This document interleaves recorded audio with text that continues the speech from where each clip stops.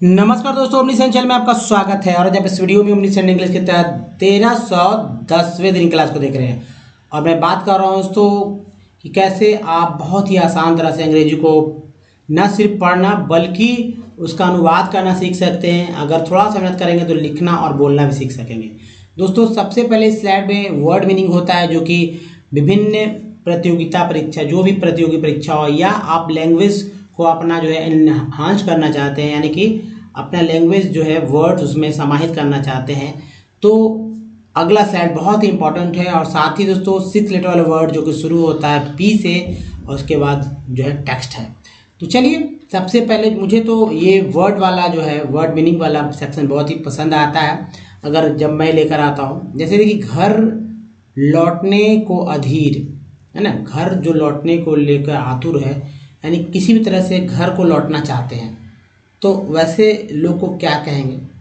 तो वो है दोस्तों, घर लौटने के जो अधीर होते हैं उन्हें नॉस्टैल्जिक कहते हैं। नॉस्टैल्जिक। नेक्स्ट वर्ड जो है इसी से मिलता जुलता, घर की याद या घर की याद आना या घर की अतीत की ललक होना। वैसे इस शब्द को जो है अंग्रेजी का अगर नाम दिया जाएगा तो नॉस्टैल्जिया।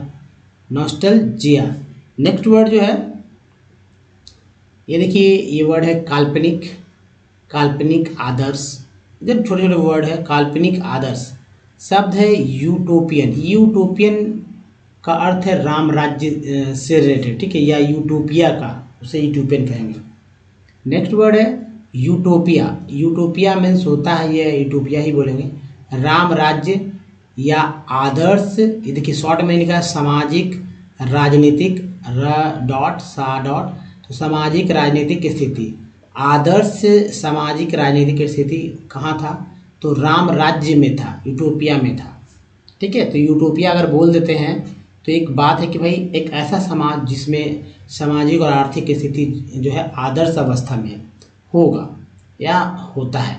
अब देखिए, ओवरसी का अर्थ है निरीक्षण करना, सर्वेक्षण करना, यानी कि निरीक्षण करना है कि हाँ हो जाएगा, सर्वेक्षण करना। दो वर्ड, ज़्यादा जगह नहीं रहता है, इसलिए कम से कम शब्द और इम्पॉर्टेंट वर्ड लाते हैं जो कि आपके आसपास ही बोले जा रहे हैं। देखिए वर्ड है सो डिसीव का अर्थ है धोखा देना, ठगना, बहकाना। धोखा देना, ठगना, बहकाना। दोस्तों ये जो वर्ड है बहुत ही महत्वपूर्ण है। अब देखिए, कम पंक्शन यानी पश्चाताप, पछतावा, खेद, चिंता। पछतावा,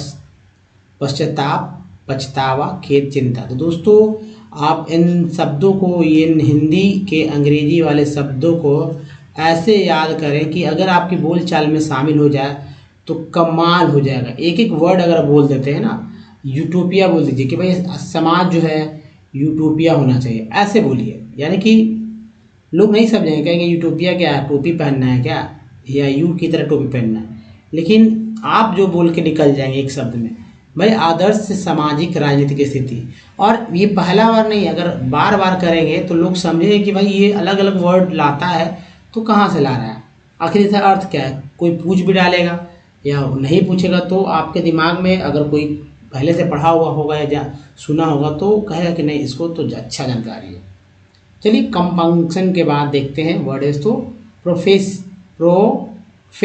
प्रोफेसी मीन्स भविष्यवाणी या भविष्य कथन। हम लोग क्या बोलते हैं, फॉरकास्ट बोल देते हैं, भविष्यवाणी या मतलब एस्ट्रोलॉजी के हिसाब से अलग वर्ड देते हैं।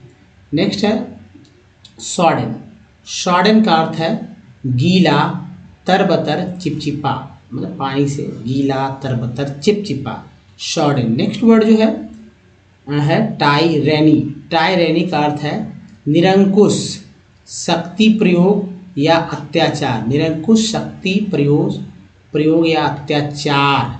नेक्स्ट वर्ड है सैक्रेड का अर्थ है पवित्र, धार्मिक, गहन, गंभीर।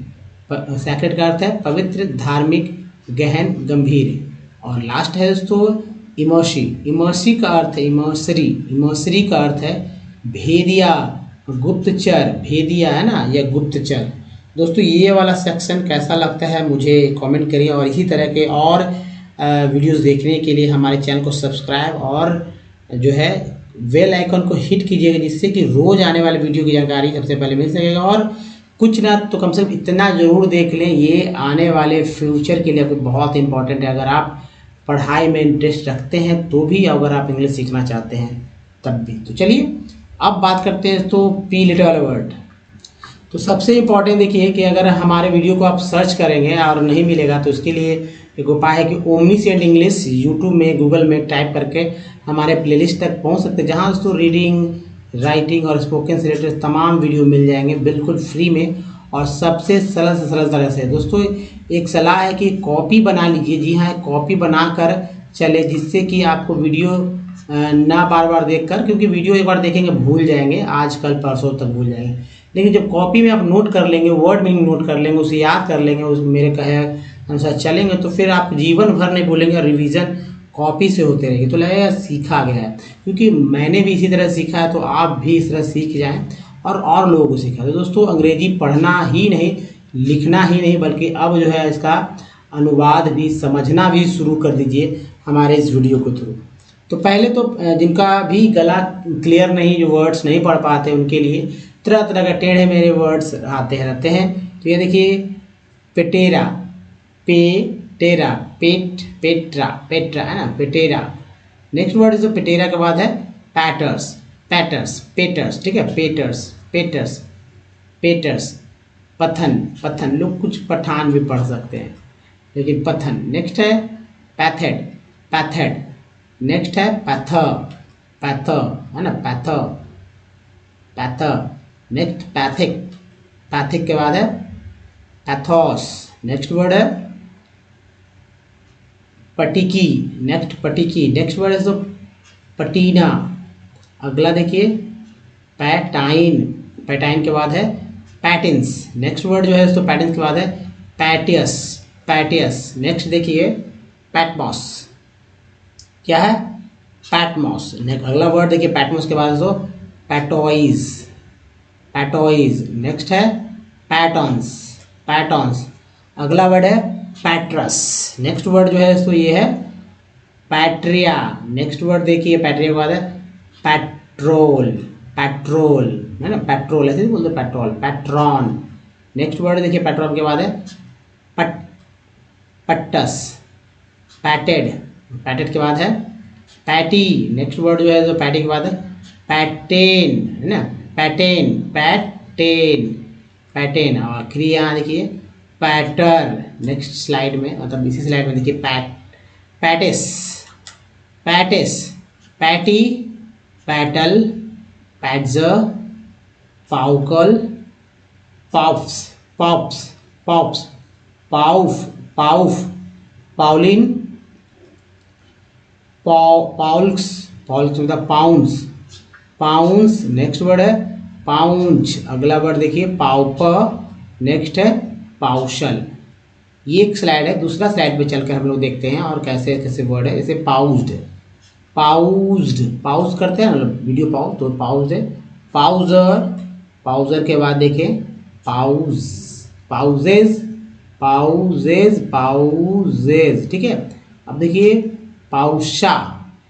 नेक्स्ट है पेवेज, पेवेज, पेवेज, पेवेस।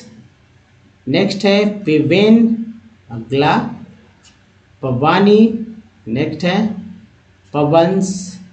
नेक्स्ट देखिए पेविड, पेविड। नेक्स्ट है पेवेक्स, पेवेक्स के बाद है पेवेंस, पेवेंस। नेक्स्ट है पेवर्स, पेवर्स। नेक्स्ट देखिए पावरफुल, पावरफुल। देखिए यहाँ पाव, ए डब्ल्यू को आओ बोलते हैं, पावरफुल, पॉइंग, पॉइंग, पाउंस, पाउंस, पाउंड। नेक्स्ट है पावनी, पानी, ये पौना। ने पौना के बाद देखिए पौना, पौना, paw, paw, paw, paw, pax, wax, pax, wax. Next देखिए पेयंस, पेंस के बाद है पे डे, पे डे, पेवर्स, पेवेस, नेक्स्ट है पेवेज, नेक्स्ट है पेविंग, पेवेंस, पेवियर, पेवाइज, पेवॉन, पेवंस, पावका, पावर्स, पावाव्स, पावाप्स। दोस्तों ये तो था एक तरीका जो कि वर्ड्स को अपने के जबान को क्लियर कर सकते हैं। तरह तरह के वर्ड्स बोल सकते हैं। पी लेटर वाला वर्ड जो कि मतलब 6 लेटर वाला वर्ड जो कि पी से स्टार्ट होते हैं। अब देखिए ये टेक्स्ट आ रहा है, इस टेक्स्ट को आप आसानी से पढ़ सकते हैं। कुछ लोग मुश्किल से पढ़ सकते हैं, कुछ लोग आधा आसानी आधा मुश्किल से पढ़ सकते हैं। तो एक बार में धारा प्रवाह कौन पढ़ सकते हैं? अगर जो पढ़ सकते हैं तो क्या वो आप समझ सकते हैं कि आपने क्या पढ़ा? तो देखिए समझना तो एक दूर की बात है। सबसे पहले होता है कि इंग्लिश पढ़ लेना ही बहुत ही बड़ी बात है। अगर आज के समय इंग्लिश पढ़ लेते हैं तो आप कहीं ना कुछ बहुत कुछ समझ सकते हैं। तो क्या करना है आपको? क्या करना चाहिए? अधिक से अधिक सीखना चाहिए और लिखने के लिए लिखने की प्रैक्टिस करिए। तो ये जो आता है रोज़ उसको लिखिए, कॉपी पे उसको पढ़िए, क्या ट्रिक्स है क्या रूल्स है उसको भी समझने का प्रयास कीजिए। तो 64 पार्ट्स ऑफ बहुत ही इंपॉर्टेंट है। इसके अलावा तो अल्फ़ाबेट के सारे उच्चारण आपको याद होने चाहिए। तो चलिए पहले देखते हैं इसे। तो पहले एक बार क्या कीजिए कि आप पढ़ लीजिए, उसके बाद मैं पढ़ूंगा और उसके बाद जो है दोनों कंपैरिजन कीजिए कि क्या गलतियां आपने की है और कैसे इसका क्या किस तरह से इसको और भी आगे जो है न गलती हो इसका ध्यान रखा जाएगा। तो चलिए पहले आप पढ़ लीजिए, वीडियो पॉज कीजिए और पढ़िए, उसके बाद मैं पढ़ के दिखाता हूँ। तो चलिए वीडियो मैं ही पॉज करता हूँ। तो दोस्तों वीडियो पॉज हुआ। अब जो है आप अगर पढ़ चुके हैं तो मैं पढ़ता हूँ। तो देखिए इट कैन, यहाँ पर पूरा ये छोटा टी हो जाएगा तो यहाँ लिखिए इट कैन, ए एन को एन बोलते हैं। तो it can support small producers to improve their the performance till the time they become strong enough to compete. If necessary, the government can use trade and investment barriers. It can negotiate यहाँ पर जो है सो आपको देखना होगा। मैं दोस्तों यहाँ पर जो है निगोशिएट का स्पेलिंग ठीक कीजिएगा, निगोशिएट। एंड देखिए negotiate the WTO, world trade organization for the fair rules. It can also align with the other developing countries with a similar interest to fight against the dominations of developed countries in the WTO. In the past few years, massive campaigns and the representations by people's organizations have influenced important decisions relating to trade and investment at the WTO. This is demonstrated that people's also, यहाँ पर ऐसे कर दीजिए, also can play an important role in the struggle for fair globalization. तो दोस्तों ये है तरीका पढ़ने का। अब इसे आप मैं बताऊं कहाँ से आपको तोड़कर पढ़ना सीखना होगा। जैसे 64 पार्ट्स ऑफ वर्ड की चर्चा मैंने किया है हमेशा। तो देखिए ANC को एन से पढ़ दे, ये बार बार रिपीट होता है। ER को बोलते हैं, P लगा पर हो गई, ये भी रिपीट होगा। FR 4 होता, M लग गया एंस के साथ तो मेंस हो गया, तो परफॉर्मेंस। ठीक है, यहाँ देखिए प्रो है, प्रो ER को बोलेंगे सर। प्रोड्यूसर्स, यहाँ देखिए इम्प्रूव। फिर देखिए यहाँ से बी को बी बोलते हैं, COME को कम बोलते हैं, स्ट्रॉन्ग ONG को ऑंग बोलते हैं, STR के साथ लगा तो स्ट्रॉ हो गया, तो स्ट्रॉन्ग। UJ को फ बोलते हैं, तो इनफ, फ ईना फ इनफ। CO को क बोलते हैं तो कम्पीट, नेसेसरी सरी नेसेसरी हो गया। द गवर्न, ERN को अन बोलते हैं, V लगा, ER को अन बोलते भी गवर्न, ENT को एंट लगता बोला जाता है, M लगता है तो मेन। तो government can use the trade, एक के बाद ही है तो एक का उच्चारण एक रूप में हो जाता है। Investment, investment barriers, it can the negotiate the WTO for the fairer rules. It can also align with the other developing countries with the similar interest to fight against the domination. तो यहाँ देखिए सन है, फिर देखिए developed में countries में ease हो गया, फ्यू EW की यू बोलते हैं, फ्यू न्यू है ना, इस तरह से। मैसिव, सिव हो गया, कंपेनियंस, एन हो गया ना, देखिए यहाँ रिप्रेजेंटेशन में यहाँ प्रे भी हो गया, री भी हो गया और सेन रिप्रेजेंटेशन टी ए को ही सिर्फ पढ़ना है, पार्ट्स बाकी सारे पार्ट्स वर्ड है।